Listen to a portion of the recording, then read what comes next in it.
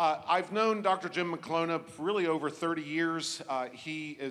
Was raised and worked in the same region that I did my master's at Indiana, University of Pennsylvania. He's in his 10th year now as director of bands at Messiah University in Harrisburg, Pennsylvania. 2 summers ago, he sent me an email with a PDF of a score and a MIDI recording. And he said, Christian, I just wrote my first wind band symphony. Will you listen to it and follow along? And if you like it, I'll give you the parts in the score for free if you would perform it. And it was fabulous. And that's what you're going to listen to and hear a lot about today during Symposium. He will be with us tonight at 7:30 during our 2-hour evening concert here with Wind Ensemble. And we will then be playing it, obviously, at our concert tomorrow night. If you can make it, both concert band in the first half and then Wind Ensemble after intermission, it's going to be a great concert, so we'd love to have you there. So without further ado, would you please give a warm welcome to Dr. Jim McClona and his lovely assistant, Beth.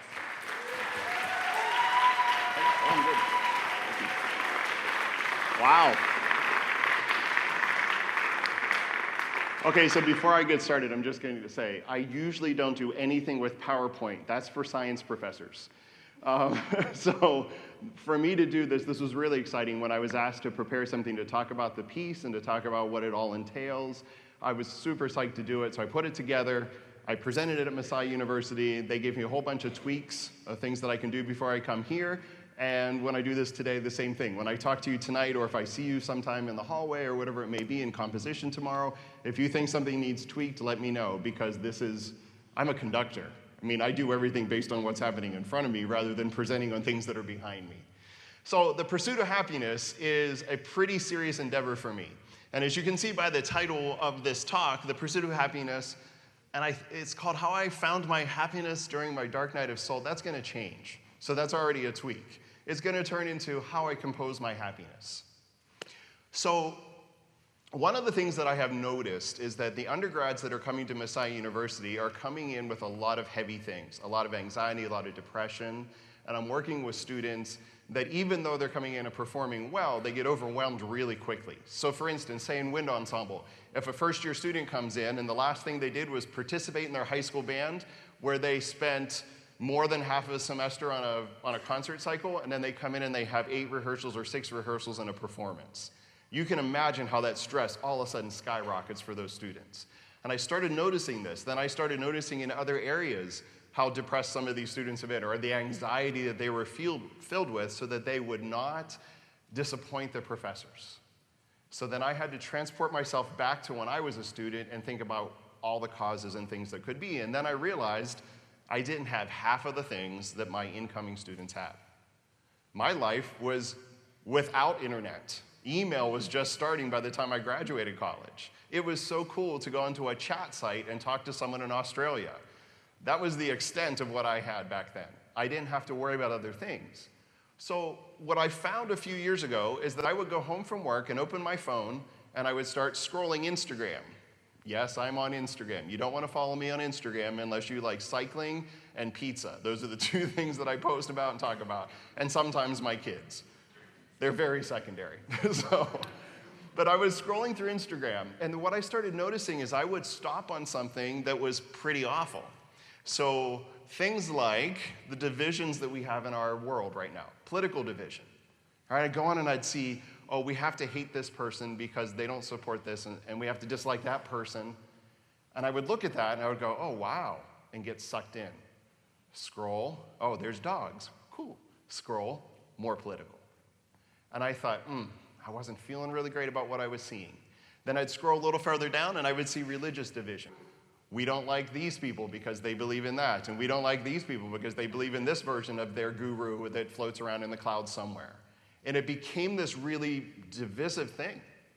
And I would read those comments, and I would think, okay, if you're trying to live a life of purity and spirituality in the person or figure you believe in, how are you then slighting these other people?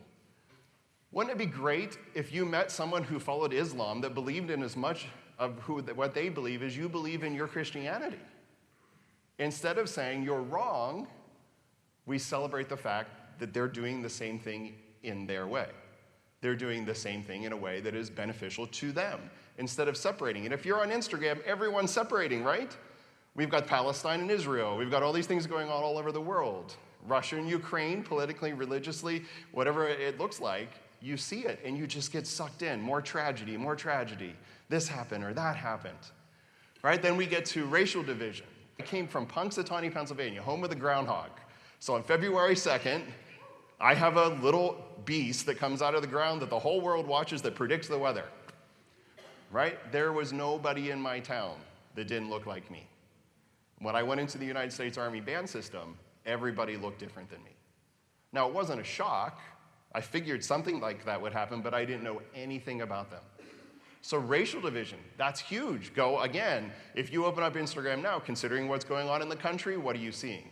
Racial division, over and over and over. Economic division, if you have a lot, you're great. If you have nothing, you're nothing. How is that possible? How is that possible? If you have a lot of money, you're no different than the person without money. You have to find a way to be a part of everything and everybody. We have to separate this idea. Now, I know right now the billionaire thing is a huge thing that we see on the news, the billionaires and the 2%, okay, fine.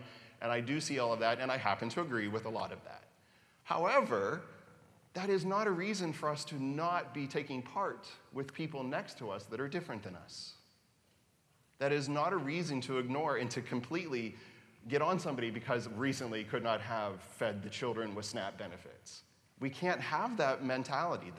It's just doom. Everything is doom. Then I got to education division. This is big in Pennsylvania where I live. In my county is York County.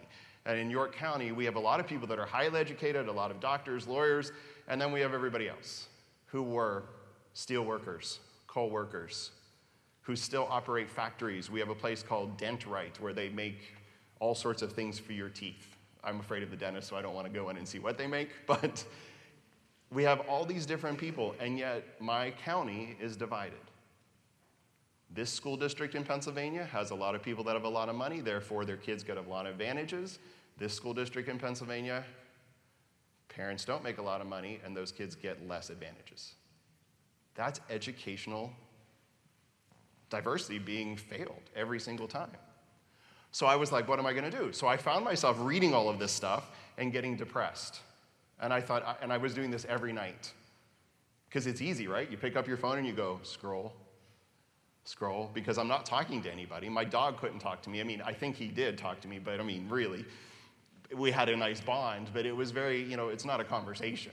It's very one way, and I could convince him to think my way because otherwise he doesn't get fed.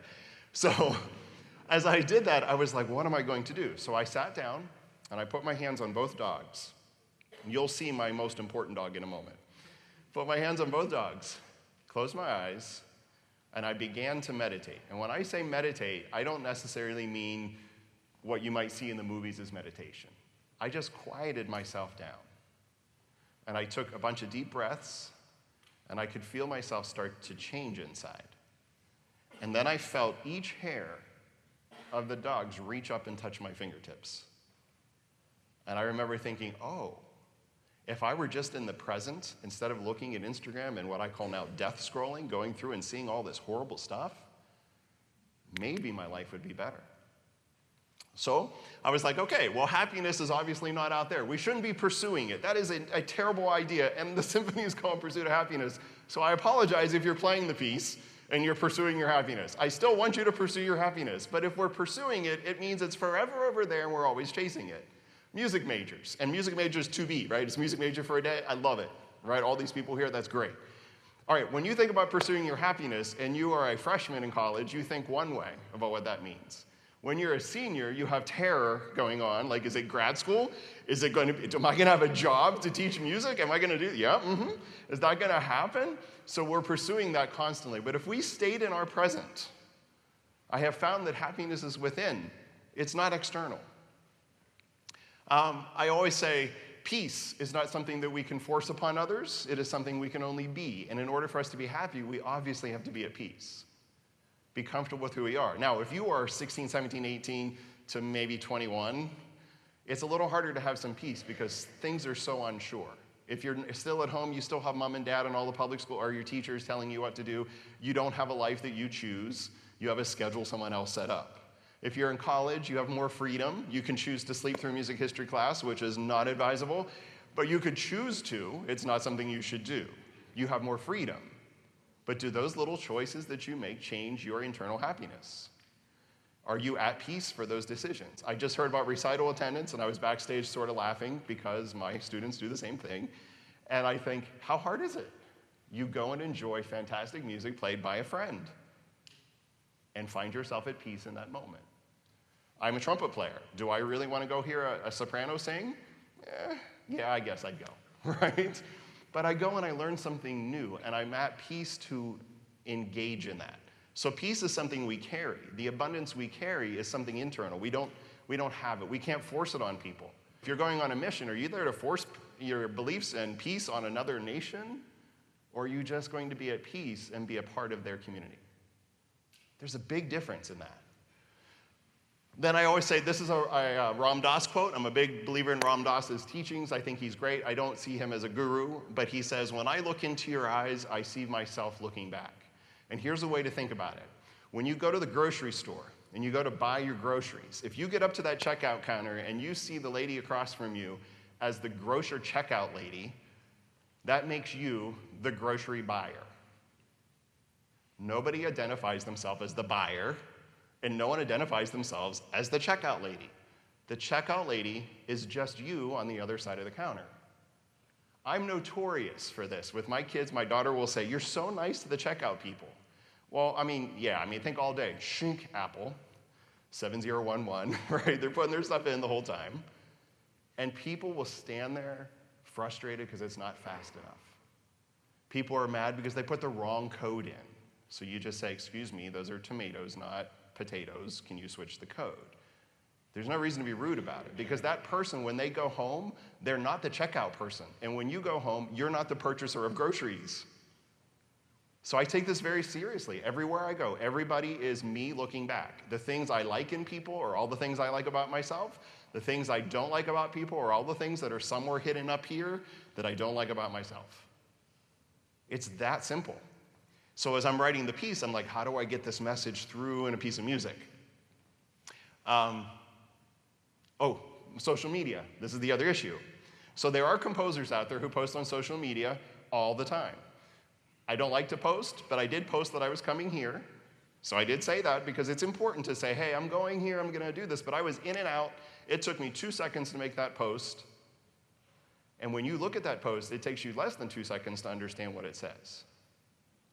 There are people out there that will convince you that they're living their best life through 2 seconds. Doom scrolling. So you see it, and what do? If you're a composer, you see it and you say, well, why is it that John Curigliano won the Pulitzer and I did not? That's not how it works, right? We have to be able to see these things and realize that 2 seconds is only 2 seconds. The rest of their life could be absolutely horrible during that day, but we see them as having a great life. Be careful what you post. This is why I never post about a bad rehearsal. I don't leave my rehearsal at Messiah and go in and say, boy, my clarinets were terrible today. I wonder if they'll be slightly better on Wednesday. Because that'll stay with you way beyond when that clarinet section leaves your school. So don't post things that are negative. It's logical, right? But we're trying to find our happiness. And I'm not saying that this is all rainbows and puppies, although I think puppies are important. I don't think it's rainbows and puppies. I think we need to see ourselves as something that can be at peace, that knows where they are, even when you're young and you're trying to figure out what that is. Be proud of what you think. Be proud of who you are, because the doom scrolling will only convince you you're not that. So I stopped doom scrolling. Now, do I still go on Instagram and look at things? Yes, but my algorithm has really changed recently, right? It's really changed. I'm getting ready to adopt a dog, so every single animal shelter that I follow, all through the United States, way far away from me even, I go, oh, well, that's cool. I want that one. Okay, I need to bring that one home. It's a good thing that I'm not someone who can hoard animals, right? Because every dog would be at my house. So my algorithm has changed, and I'm a little happier, but every now and then, a political thing, a religious thing, an education, they come in. Life experience in the creation of art. Now we're going to get into the composer aspect of it, then we'll get into the piece. So some of my opinions are just that. They are opinions. Actually, everything I say is just an opinion. But they're coming from a place of watching and observing and awareness rather than, I'm right, you're wrong, too bad. I don't believe that in any way in what I do for a living. When student composers come to me, I never say to the student composer, that's terrible. I want to sometimes, but instead I say, what are they doing? How can I get them to do more of the good? How can I get them there? With my ensembles, I'm the same way. I want to say, you can't play trumpet, you can't. I can't do that to somebody. So my approach to it is, okay, well, I got to figure this out because they're young. My awareness, their awareness, two different things. So what I noticed was, young composers, especially my students, because they're in music school, which is wonderful, they come to me and they say, this is my first symphony, how do you like it? It's filled with angst, right? It sounds like Strauss and Mahler and Berlioz all got together and had a million babies of torture. And I'm like, what is wrong? You are 20. And I keep emphasizing to them, are you not enjoying your life right now in college with all of your friends and making music and learning new things? Are you not enjoying that your music sounds like, Mahler's Sixth Symphony, the death of all of his children? Is that what you're trying to do? You're 20. But at the same time, I say to them, I did the same thing. The first piece I ever wrote for my Army band opened with 8 horns because I wanted to sound like the opening to Mahler's Third. Because it's cool. Who doesn't? But that's not where I was as a composer, and that's not what I felt as a composer. It was more fascinated by the fact that I could use 8 horns. That was more interesting to me, right? Are these shallowest expressions of life? I don't know, and I say that to them. I don't know. Maybe you've gone through something that I didn't go through when I was 20. My life, for the most part, has been pretty good, especially up through my 20s. Army band, high school, come on. But I don't know. And I do hear from students who say, I lost my mother, I lost my brother, I lost my grandmother, this happened, that happened. Financially, I can't pay my bill. I don't know these things and I can't judge them. But I do encourage them to embrace their youth and vitality of the things they enjoy. I didn't even know, so I'm trying to help my composers not live in this depression, try to do something joyful. So I decided that I was going to create a symphony that was nothing but joy. No tension. So I didn't have to do, tension and repose and then make sure we have these ocean waves, churning and kill the wabbit and all these things from the 19th century. I don't need that. So I said, I bet I can write a 20-minute symphony that every movement is somehow joyful. And as soon as I go dark, I'm going to put a note in the score that it went dark. So I was like, all right, so how do I do this? So my life has been, I'm 55, I have no problem admitting that. My life has been awesome. I have 2 children. Got to see them both being born. They're both adults. They're doing semi-well. The loss of parents. In the last 2 years, I lost both my father and my mother within a year of each other. Okay? The loss of a pet, which is the one that's sort of hidden up there, the hardest loss of my life. I loved my parents so much. But I didn't see them every day after I moved away. And then I lost good old Simon. That was the hardest. And still, that was May. It's November. It's still the hardest. But I got to experience it. I let myself feel the sorrow, feel the sadness. It's just a feeling. Will it pass? It gets lighter. It doesn't pass, but now I can draw upon that experience. Will I write a piece about the dog? I tried to write one when he was alive, but it just ended up being like, I don't know, not great, right? Dog Breath Variations by Zappa, I don't think that's necessarily about a dog. The joy of new friendships and relationships. When you're older, every time you meet someone new, it's really exciting. Because when you meet somebody new, you go, oh, that's an interesting way of thinking about life. You start to have this. And then the enjoyment of well-being. When you get to be a certain age, young people, right now, you're probably like, I can do anything. I can stay up all night. I still try to do that. I am a revenge sleeper, right? So I try to stay up until 1 or 2 in the morning writing music or, engaging in my favorite other thing. That is, I love to watch horror movies late at night. It doesn't scare me. I can sleep through it. And I would watch these things, and then I look up and I'm like, oh no, it's 3 a.m., and tomorrow morning I have to go teach. Or worse, I have to conduct an honor band that's going to last 10 days, or 10 hours, 10 days. They feel like that. So this was me. So what did not make me happy? So these are the things that didn't make me happy. I kept trying to find it. What was not working? Here are the things that weren't working. And if you're a music major, you're going to see this and go, haha. All right, for me, it was pursuing the next big job. We all do this, right? Especially band conductors. We do this a lot. Okay, I'm at the University of blah, blah, blah. Now I'm at the University of this. Now I'm here. If I could just find the University of God where everyone plays really well, I'm going to go there. They're going to pay me lots of money, and I'm going to be happy. My chair is this wonderful man, and he says, what if you just created what you wanted right here? Whoa. Yeah. Pursuing applause. I'm a composer. Let's face it, composers, conductors, performers, if no one applauds, how are you feeling? But when I mean pursuing applause, I want to see the big reviews. I want to see the Leonard Bernstein review. He was 21 and conducted the New York Philharmonic, and it was spectacular. That's what I want to see. I want to see the John Williams review of a new score, the John Adams review of a new piece. That's what I'm looking for back then. And I kept looking and not finding it, but people were telling me all the time, I love this piece, we're playing this piece, we're doing it. But I didn't see it because somehow that person was way less than Tim Smith, the critic of the Baltimore Sun. That makes zero sense. Extrinsic recognition, which is the same thing as pursuing applause. Everyone in your organization, college guys, we belong to a thing called CBDNA, College Band Directors National Association. And if the great, wonderful gurus of that organization don't say, you are knighted, then we sort of feel on the outs. And then we need to be knighted over and over and over, which is imposter syndrome. You feel so bad about yourself because you're not doing this, you're not playing this piece of music, or you're not doing, that's crazy. We don't need that. Pursuing more money. Everybody in here is thinking, oh yeah, how are you ever gonna not do that?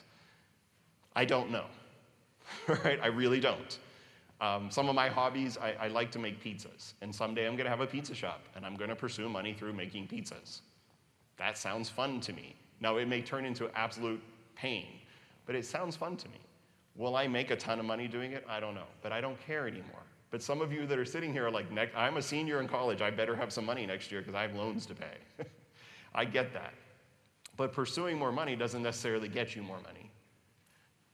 Then I kept saying, oh, I need better romantic relationships, but it didn't work out. So where was my happiness? It's not found in that other person, because every time I thought it was in the other person, it wasn't. Following societal established timelines, okay? So again, if you're in college especially, you're thinking about this, I have to graduate, that's very important, get a job, find someone to marry, start a family, and I am following society's timeline. But I know that that's changing in today's world. We're not thinking that way anymore, but that was what was on us back in the 80s and 90s. This is what you do. So I followed it and I did it, and guess what? No happiness. So how did I find happiness? Well, it's really kind of simple. Yes, that is me. I don't mind putting that up there. So I am a cyclist. That's how I identify myself. I'm a cyclist who happens to be the director of bands at Messiah University. This is my joy, one of my many. I ride 275 to 285 days a year. And I live in Pennsylvania where it's cold. So I do a lot of indoor stuff too in the winter. But it is so happy because it is just you, the bike, and your heart, and lots and lots and lots of carbs. But there's nothing like being on the road for 100 miles, 200 miles. It just feels great. Dee Snider. Now, most of you are going, who? If there are faculty in here that are a certain age, you know who that is. But Dee Snider, he's a heavy metal, he's a rock and roller. It's not heavy anymore. He's a rock and roller from the 80s who was the front man for Twisted Sister. He just went on tour, and when he went on tour, I went to hear his Love of Metal tour, and I couldn't believe this 63-year-old man was headbanging through the entire concert, did not fall over. It was incredible that I went and I bought both albums right away. Blew my mind. Dee Snider, really amazing, heavy metal. There's my boy. Okay, that's my boy Simon. Last Christmas, his gift was a piece of pizza. But you know what was so great is that he knew that gift was for him. So he took his paw and he opened it very slowly. And then he went, this is mine, don't touch it. That dog was with me for 14 years. I hiked with him in every state that I lived in, off leash. Well, when I was in Massachusetts, I just let him go up this big mountain. Amazing. My best friend. Did everything, but he made me extremely happy. If you don't know who this is, that's okay. That's the Talking Heads. I'm a huge Talking Heads fan, always have been. I like things that are weird. If you can't tell, I mentioned the horror movies. If it's normal, it's not interesting to me. The Talking Heads are great because they're so not normal. If you don't know who they are, go check them out. Go check out Stop Making Sense. It was re-released last year. But I mean, the studio cuts are great, but David Byrne and the Talking Heads. B-52s. Okay, if you're a Saturday Night Live person, this is the first time I heard them, Rock Lobster. I was a kid, and I said, what in the world am I hearing? And it made me follow the B-52s like constantly. Love Shack is the one most people know, then Rock Lobster. There's a whole bunch of others, but really bizarre, great music. And then what has made me happy in the last year that has really turned my life around is this. Okay, can you all see? On the left is this woman and this weird-looking kid in the 1988 prom at Punxsutawney High School. On the right is the same woman, and actually a rather attractive man now. On the right, the same woman. After 39 years, I ended up back with Beth, and it has truly turned my life around 100%. Another reason to be happy. Now, am I looking for happiness in Beth? No, because I'm bringing happiness to it rather than seeking happiness from it. And she does the same, and life has been unbelievable. So my 3 rules of becoming a composer, very simple. The first one is this one. Listen to music, all music, everywhere, a lot, do it all the time. So Stephen King says in his writing book on how to write stories, he says, if you don't read books, don't write books, because you don't know how books work. I'm so surprised how many composers, young composers, come to me and I'll say, have you listened to this? No. Have you listened to this? No. Do you know this? No. How about that? And these are like normal pieces of music. In my world, they're normal. Do you know Copland's Rodeo? No. Do you know Bernstein's On the Town Dances? No. Okay. Let's try something really normal, right? Do you know Philip Glass's Einstein on the Beach? No. My job then is to just, you just became my favorite person. My job then is to take that music and hand CDs and list and say, go listen. Don't write a single note until you've listened. Because honestly, if the thing you're hearing in music history class is Beethoven, Mozart, and Haydn, who are absolutely genius composers, nobody cares if you write like that today. Because it's not them, and you're not them. So listen to lots of music. You should be listening to popular music of every kind. I don't know the names of any songs, so if you ask me, I'll just be like, okay, how does it go? Because one, lyrics don't ever speak to me. I hear a song, it could be great, I don't know what they're singing. But that's okay for me, because I want to hear what the music does. I have a theory about that we'll talk about another time. Music theory is a tool to study how pieces work. It's the bits and pieces. So when I work with my young composers that are in Theory 1, Theory 2, they're just learning things like secondary dominance. They're learning how a Neapolitan six works. They're learning how to voice lead. They're writing Bach chorales. They're trying to learn all of those things. And then they come to composition and they try to do the same thing. And I usually have to say to them, that is wonderful. I want you to know these skills, because if you don't know the vocabulary of music. Orchestration, super key, and not a lot of schools teach it anymore. My school does not, and it's really sad. Because I'd love to sit down with a student and say, there's a reason why flutes don't play low D with a trumpet on the same note playing forte. There are reasons those things don't work, but here are some really cool things that do. Tchaikovsky's Nutcracker is the #1 thing I have all my students in composition study for orchestration reasons. To me, that piece back then has incredible orchestration. There's not a single note in the wrong place in the wrong instrument. The Firebird by Stravinsky, the last section, that little snippet, that section will blow your mind. And if you're in an orchestra and you hear it circulating around you, your eyes and ears are darting everywhere. There's maybe a beat in each part of the orchestra through that section. How amazing is that in the orchestration? So use theory. Do not dispel theory. Because one of the things I think is awful that we hear is Debussy came in and said, oh, those are the rules? I'm going to change them. He never said that. He just took the rules and made it something else, but he didn't say that everyone was wrong. Schoenberg didn't either, by the way. Everyone who loves Schoenberg, oh, we have Schoenberg and he's doing 12-tone. Well, obviously he didn't like tonal music. He never says that. He actually says this is just one more way to compose. He doesn't say this is the only way. In the 50s, my parents were music students, and my mom's theory class was Hindemith theory and Schoenberg. She never learned anything about a Bach chorale. What? So it's this weird thing that we have a tendency as composers to ignore this. Well, they didn't do it, so I don't have to do it. 4/4 doesn't matter. 7/8, if it's in 7/8, it's good. If it changes meters, it's good. But 4/4, there are so many great pieces in 4 that have been written yesterday. There's no reason to think that way. But there is a reason to think about other things, like my opinion is very strong on this. Not all music has to resolve the way you think it does. However, theory is what taught me that. Because this is how they did it, and I like it. But Barry Manilow did it this way, and that's pretty cool too. I can do it that way as well. We don't have to stick to something just because. And as a composer, you have to be original and authentic, not trying to recreate Beethoven. Again, Beethoven's dead, he's already done it. You're not going to do it any better than he did. You have to create you.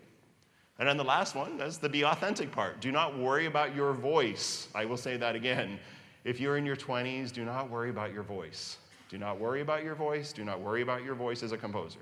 One, nobody cares because you are developing. And two, if you have a voice when you're 20, what's going to happen when you're 40? What's going to happen when you're 50? Are you going to write the same music? You're going to evolve, I hope. And you're going to listen to a lot of music all the time. So you will start to evolve. But if you come out and say, my voice is, I only write R&B music for band, great when you're 20. But when you're 60, how does it change? Don't worry about that part. People will go to your music because they like your music. They won't go to your music because they like someone else's music. And that brings me to this last little thing here. Avoid the entities. Okay, so I'm like, ooh, the entities. Avoid this one especially.